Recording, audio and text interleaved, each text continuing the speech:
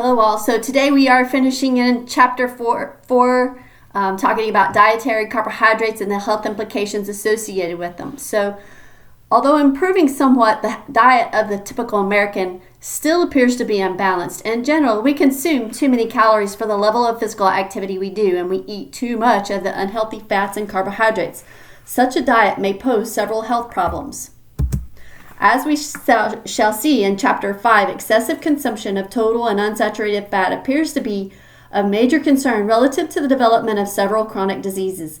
In this section, we discuss the health aspects of dietary carbohydrates. In general, the health effects associated with various sugars and starches is not in the substances themselves, but rather in the nutrients that accompany them in the foods we eat. For example, sugar in orange juice is little different from sugar in a soda, but the orange juice contains substantial amounts of vitamin C, potassium, and other nutrients, whereas the soda has none unless fortified. Whole grains contain more fiber and more of some micronutrients than refined grains. In the recent past, low carbohydrate diets have been all the rage.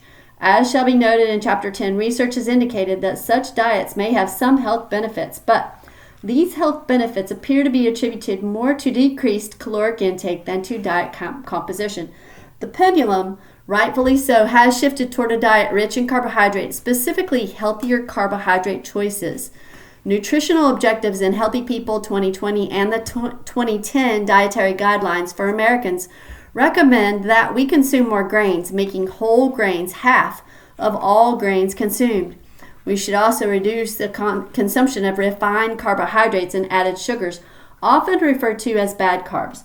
Although no foods or carbohydrates are inherently good or bad, following these two general guidelines may produce some significant benefits.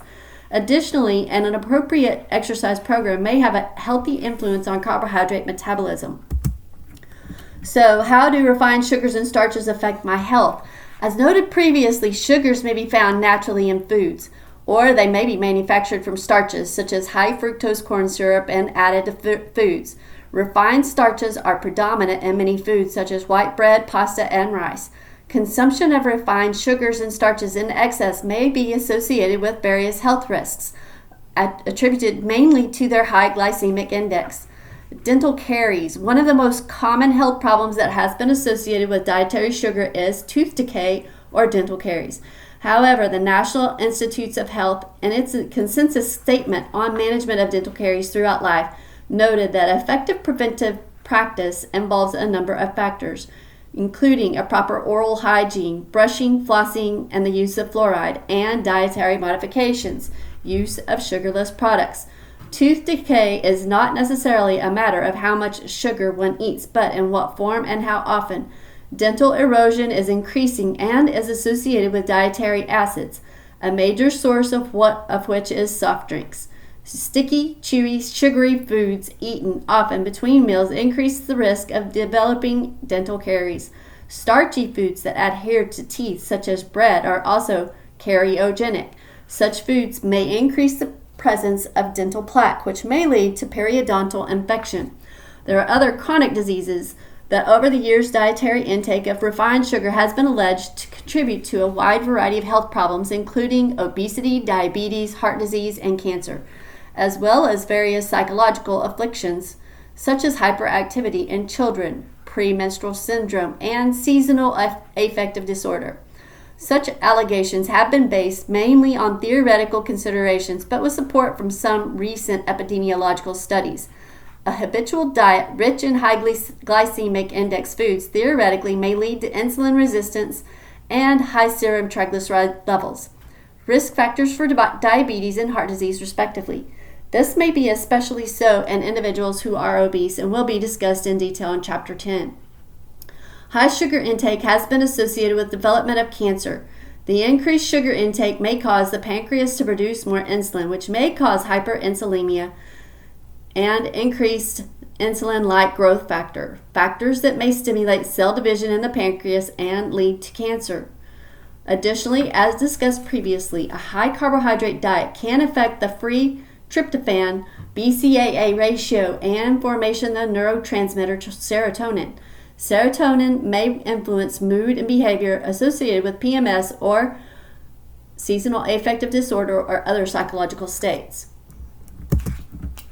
The National Academy of Sciences, in its DRI recommendations for carbohydrate, noted that given the currently available scientific evidence relative to the effect of dietary sugar on dental caries, psychological behavior, cancer, risk of obesity, and risk of hyperlipidemia, there is insufficient evidence to set a UL for total or added sugar in the diet. Nevertheless, the Academy noted that the theory linking a high glycemic index to certain health problems such as diabetes and cardiovascular heart disease appears to be valid and supported by some studies, but the evidence at this time appears to be insufficient to substantiate the theory. Furthermore, the Academy noted that individuals who consume excess amounts of added sugars may not obtain sufficient amounts of various micronutrients, and that this may lead to adverse health effects.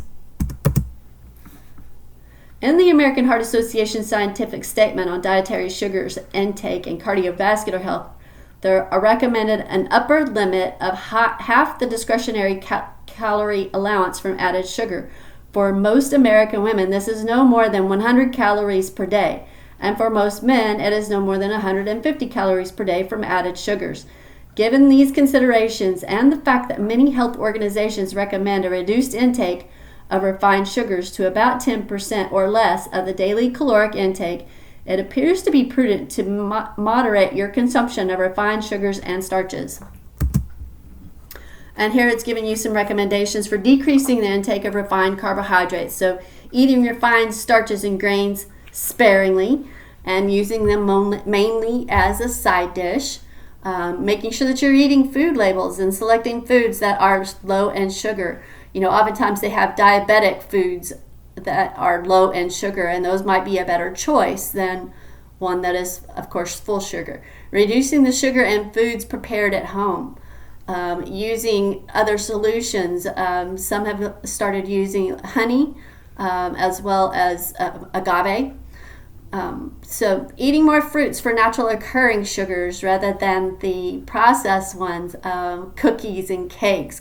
I will admit I'm a cookie-holic, but I have started eating. I like to eat like a banana, and I know a lot of times the bananas will have a lot of carbohydrates, but still decreasing the intake of soft drinks. Again, I tend to be a Coke Zero aholic, so not necessarily completely off the soft drinks, but using other sweeteners such as cinnamon, ginger, or artificial sweeteners. So here are artificial sweeteners safe? They are products designed to provide sweetness but little or no calories. Theoretically, these sweeteners could be used to reduce intake of refined sugars. A number of artificial sweeteners have been produced and approved, and they have been incorporated into foods, dietary supplements, sports nutrition products, energy drinks, and diet products. Table 411 provides a list of those artificial sweeteners that are currently approved for use in the United States. Acesulfame K is a naturally occurring potassium salt. Advantame is derived from aspartame and vanillin. Aspartame is made from the two amino acids aspartic acid and phenylalanine. Neotame is derived from the same amino acids. Saccharin is a non-caloric derivative of coal tar.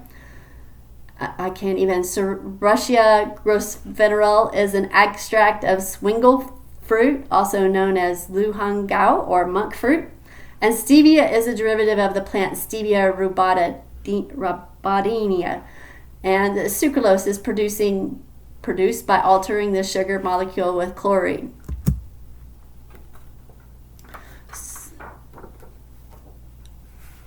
Some artificial sweeteners have calories. For instance, aspartame has 4 calories per gram. However, the amount typically consumed to provide the desired sweetness usually reduces the calories to near 0 per serving.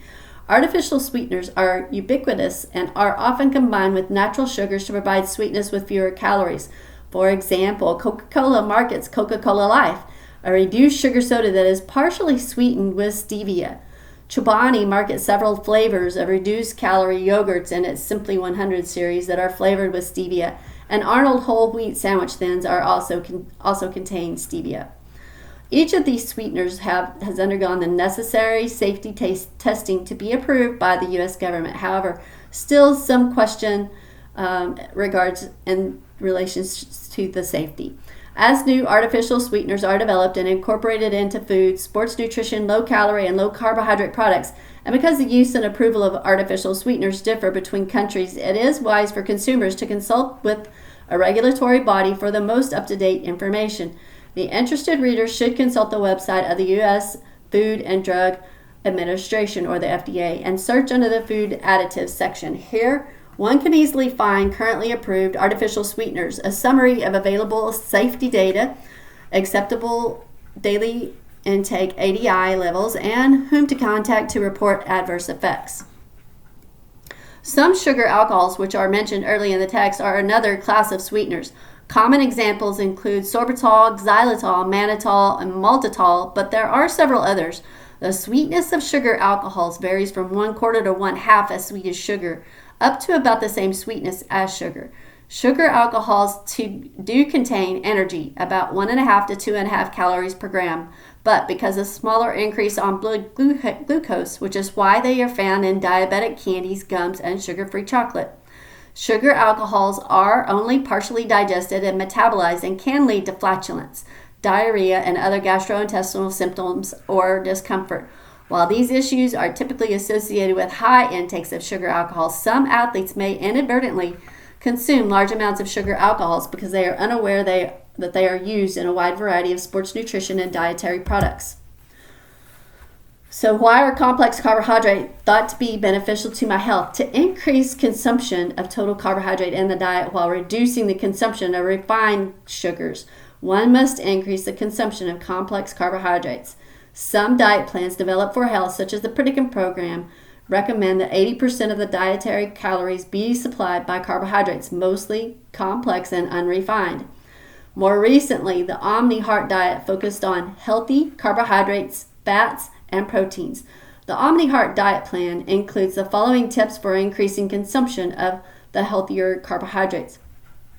Eat 1 to 2 servings of fruit at every meal and have an extra fruit at breakfast. Have 2 to 3 servings of vegetables at lunch and dinner.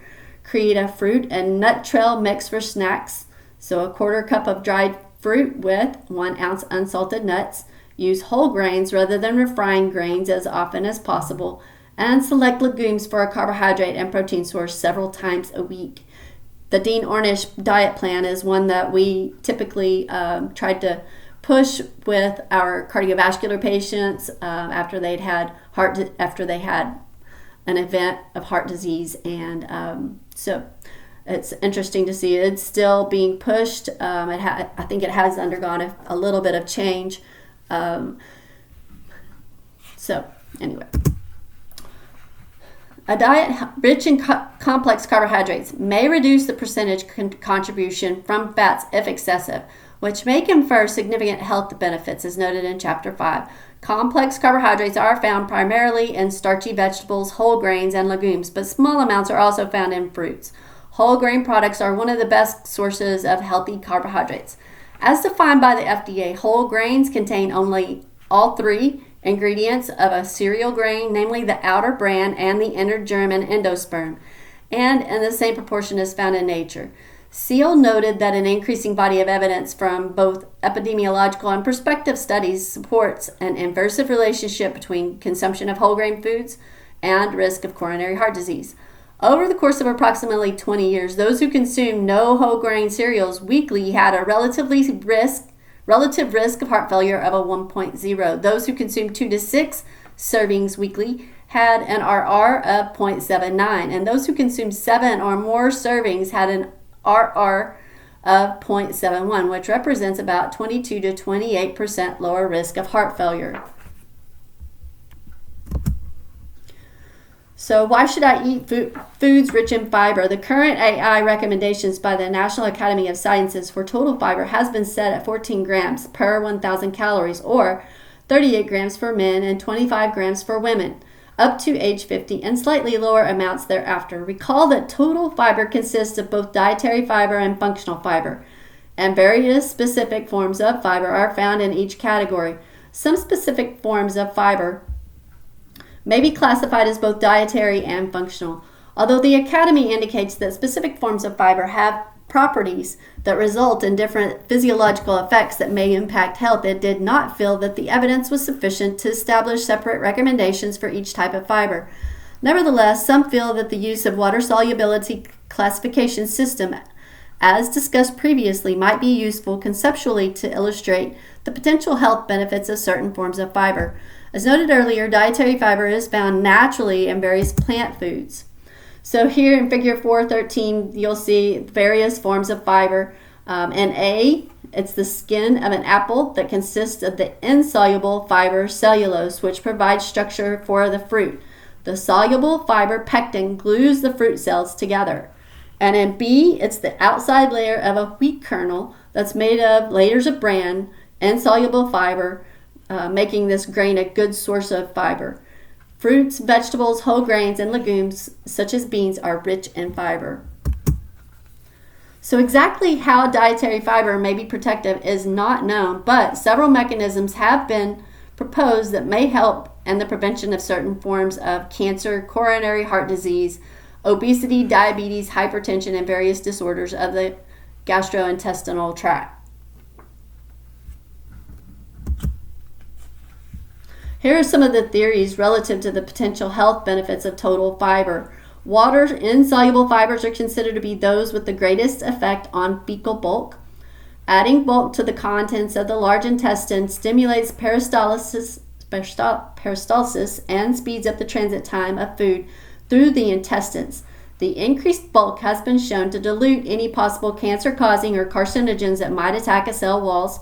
While faster transit diminishes the time carcinogens may have to act. Increased bulk and peristalsis also decreases the incidence rate of diverticulitis, an inflammatory disorder in the large intestine that may cause rupture, leading to serious complications. So fiber-rich foods are low glycemic index foods, and they may increase insulin sensitivity and prevention of weight gain. Fiber slows down gastric stomach emptying, and thereby slows glucose absorption in the small intestine. The high viscosity of soluble fiber also decreases intestinal absorption. These effects may lead to better control of blood sugar and may lengthen the sensation of fullness or satiety, which may be important to individuals on weight loss diets. Fiber-rich diets are frequently lower in fat and added sugars and thus contain fewer calories. So, high fiber diets may be useful in the prevention or treatment of obesity and obesity-related chronic diseases such as diabetes and hypertension. Fiber, particularly gummy forms of water-soluble fibers such as glucans and oats, may bind with various substances in the gastrointestinal tract. Soluble fiber may bind with carcinogens so that they are excreted by the bowel. Soluble fibers may also bind with and lead to the excretion of bile salts, which may contain cholesterol. Normally, bile salts are reabsorbed into the body, but excretion of bile salts, along with their cholesterol content, may help reduce serum cholesterol levels. This effect may decrease the risk of coronary heart disease. Lower serum cholesterol levels decrease the risk of atherosclerosis, a major cause of heart disease. And some water-soluble fibers may be fermented in the large intestine to form short-chain fatty acids. Even though there may be a debate over the usefulness of the glycemic index as a means to design a healthful diet for chronic diseases other than heart disease, consuming a fiber-rich diet is certainly prudent dietary behavior, given that coronary heart disease is the #1 cause of death in Western societies. And although the National Academy of Sciences indicates that the relationship of fiber intake to other health problems is the subject of ongoing investigation and currently unresolved, there appear to be no adverse health effects associated with a fiber-rich or low glycemic index diet. A fiber-rich diet may be useful for other possible health benefits. So, do some carbohydrate foods cause food intolerance? This is something that's a big buzz right now. About 1 in 9 Americans may develop gastrointestinal distress when they consume dairy products containing substantial amounts of lactose, particularly milk. African Americans are more likely to suffer lactose intolerance. Such Individuals lack the enzyme lactase and hence cannot metabolize lactose in the digestive tract. The most common symptoms of lactose intolerance are gas, bloating, abdominal pain, and diarrhea, although headache and fatigue may also occur. Individuals may be diagnosed as being lactose intolerant through a lactose tolerance test administered by a physician. A self-detection technique may be an effective approach. If you experience problems such as gas and diarrhea after consuming milk, abstain from all dairy products for 2 weeks and then reevaluate the results. If the symptoms resolve and then reoccur when you resume dairy food consumption, you may need to reduce the amount of lactose in your diet. Unfortunately, usually this means a reduced intake of dairy foods, which are considered to be the main dietary source of not only lactose but calcium as well. I've kind of run into this myself. I actually love milk, and of course I would have it with my cereal every morning, and I don't know if you've heard the commercial, milk makes your morning but ruins your day, and definitely it was that way for me, and not just me but for those around me. So family and coworkers had to tolerate it as well, and finally I just gave it up, and I've been drinking it's not called milk, but it is almond milk, and so it does still have calcium, even though not quite as much as cow's milk. So consuming small amounts of milk over the course of the day may provide significant amounts of calcium.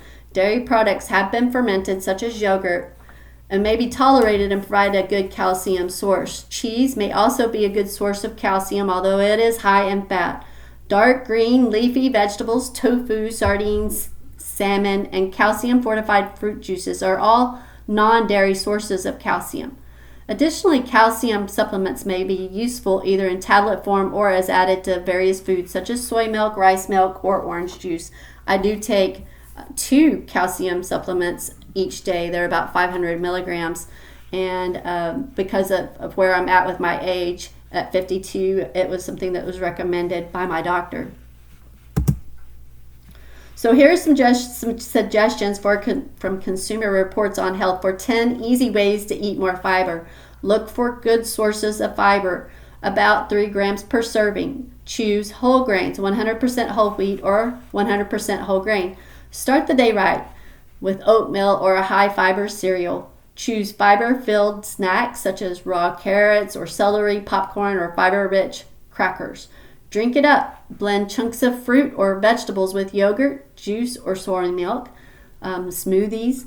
Look for fiber-fortified pastas. And don't forget legumes, so add beans or lentils. Keep the skin on. Wash but don't peel skins of fruits and vegetables. Bake it. Add crushed bran cereal or flax or sesame seeds to baked items. And consider a supplement if foods are not enough. Wheat products may produce gastrointestinal symptoms comparable to lactose intolerance. The problem is not the wheat itself, but rather a protein called gluten. Gluten is found in wheat, rye, and barley, which are the main constituents in most of the grain-based products we eat, such as cereals, breads, and pasta. Gluten intolerance represents a sensitivity to gluten. The immune system recognizes gluten as a foreign substance, but it does not induce an allergic response. Some sports nutritionists note that simple gluten intolerance can be uncomfortable, but the symptoms are fleeting. Symptoms may vary from none to severe. Simple gluten intolerance could be problematic for endurance athletes. Alternate sources of carbohydrates such as corn, potatoes, rice, soybeans, and similar foods will be needed to replace grain-based foods. Gluten-free products are currently available in the marketplace. Gluten intolerance is also known as celiac disease, which, as described by Gundilani and Asiri, is the most common genetically based food intolerance in the world, with a prevalence of about 70 million people. In severe cases, the gluten damages the lining of the small intestine, which can lead to impaired nutrient absorption and a variety of nutrient-deficient diseases, including weight loss, anemia, and osteoporosis. Celiac disease necessitates medical treatment and a lifelong gluten-free diet. Does exercise exert any beneficial health effects related to carbohydrate metabolism?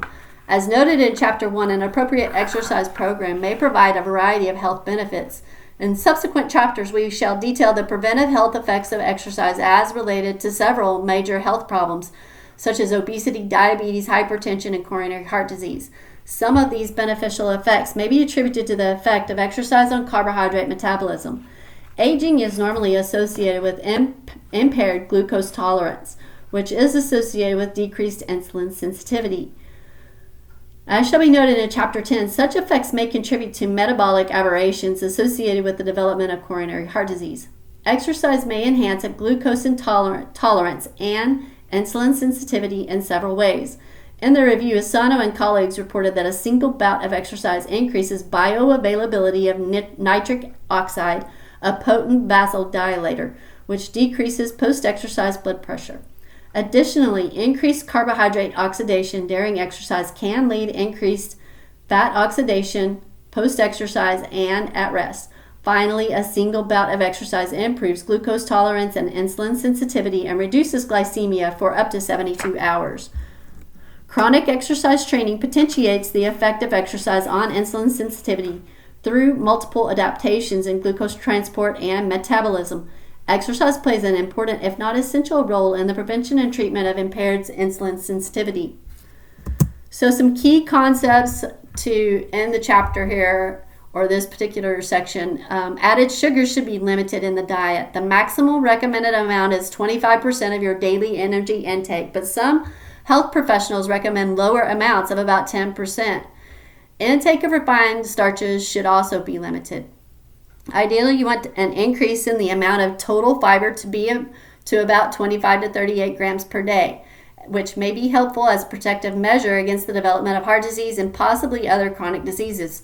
So, consuming more whole grains, more fresh fruits, more non-starchy vegetables, and more legumes, which are low glycemic index foods, which will help ensure adequate fiber intake. All right, guys, so have a great day. We'll be starting chapter 5 next and talking about fat. All right, talk to you soon.